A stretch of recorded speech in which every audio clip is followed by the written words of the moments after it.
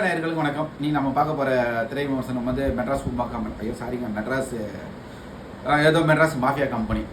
இந்த படத்தில் வந்து ஆனந்தராஜ் வந்து ஹீரோவாக நடிச்சிருக்கிறாரு. அவர் கூட வந்து கொஞ்சம் பேர் நடிச்சிருக்காங்க.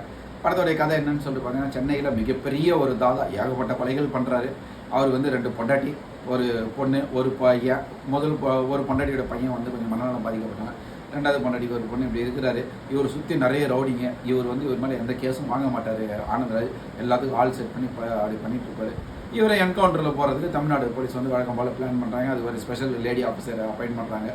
இப்படி அப்பாயின்ட் பண்ணும்போது அவங்க என்ன பண்ணுறாங்க, இவர் துரத்த இவங்க அவரை வந்து இது பண்ண அப்படி இப்படி ஏதோ போய் கடைசியில் கிளைமேக்ஸில் வந்து ஆனந்தராஜ் செத்துட்டாருன்னு சொல்லிட்டு எல்லோரும் நம்புகிறாங்க. ஒரு சேசிங்கில் போலி என்கவுண்டர். ஆனால் ஆனந்தராஜ் பார்த்தா அந்த இதுலேருந்து தப்பிச்சிடுறாரு.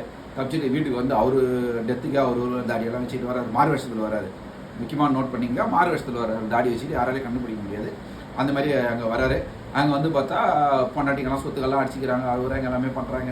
அப்படியே வந்து மனசு உடஞ்சதாக இருச்சா, நம்மலாம் இவ்வளோ பெரிய ரவுடியாக இருந்து வேஸ்ட் ஆகிட்டோம், நம்மளை யாருமே மதிக்கல, எல்லாமே நம்ம மேலே பயந்தான் வச்சுருந்துக்கிறாங்க அப்படின்னு சொல்லிட்டு நம்ம அந்த என்கவுண்டர் பண்ண லேடி போலீஸ் ஆஃபீஸர்கிட்ட போயிட்டு, நான் அது நீ இனிமேல் வந்து என்னை சுட்டாலும் உனக்கு பிரச்சனை, நான் இங்கே இருந்தாலும் உனக்கு பிரச்சனை, எங்கன்னா வெளியில் போயிடுறோம், எனக்கு இந்த வாழ்க்கையே வேணா அப்படின்னு சொல்லிட்டு திருந்தி அப்படியே கிளம்பி காசி ராமேஸ்வரம் போயிடுறேன்னு சொல்லிட்டு போகிறாரு.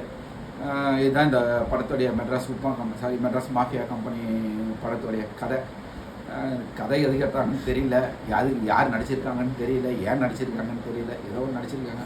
ஆனந்தராஜ் வில்லன் காட்டுறாங்க. ஒரு சீனில் கூட பயம் வரலைங்க வில்லனாக பார்த்து. அவ்வளோ பெரிய கொலை பண்ணுறது, அவர் கொலை பண்ணும்போது நம்ம சிரிப்பாக வருது. ஏன்னா ஆனந்தராஜ் கொஞ்ச நாள் நம்ம காமெடியாக பார்த்து அவர் மறுபடியும் சீரியஸ் வில்லனாக போட்டு சிரிப்பு வில்லனாக ஆக்கி பாவம் ஆனந்தராஜ் போது அப்படியே மெட்ராஸ் மாஃபியா கம்பெனி, மெட்ராஸ் உப்மா கம்பெனியோட மோசமாக போயிருக்குது. போய் பாருங்கள், தியேட்டரில் முடிஞ்சால் போய் பாருங்கள்.